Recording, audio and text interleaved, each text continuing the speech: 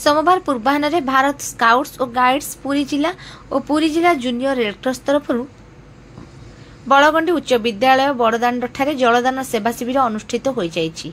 ए वर्ष दिनकु दिन खरा वृद्धि पाउथिबा दृष्टिरु ए कार्यक्रम आरंभ करा जाइछि। एही शिविर दीर्घ 1 मास पर्यंत प्रतः परिचालित हेबा पई प्रारंभिक पर्याय रे पदक्षेप निया जाइछि। आवश्यक पड़िले परिस्थिति अनुसार यार समय सीमा वृद्धि करा जिवो बोली स्थिर करा जाइछि। एहाकु पुरी जिला अतिरिक्त शिक्षा अधिकारी भवम प्रधान आनुष्ठानिक भाव उद्घाटन करथिले और बिना द्विधारे जनसमाजर सेवा करबा पई पिलामानकु प्रोत्साहन प्रदान करथिले।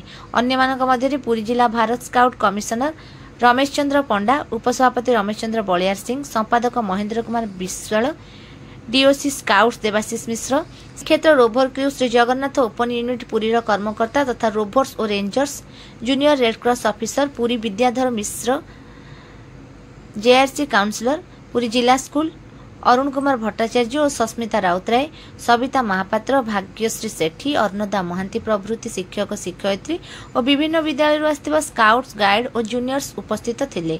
जिला शिक्षा अधिकारी दीपक कुमार पाढ़ी निर्देश ऑर्गेनाइजिंग सेक्रेटरी तथा प्रधान शिक्षक बड़गंडी उच्च विद्यालय अमृता साहू तत्वावधान में समस्त कार्य परिचालना करा बोली जिला स्काउट संगठक देवाशीष मिश्र सूचना प्रदान करिसेंति।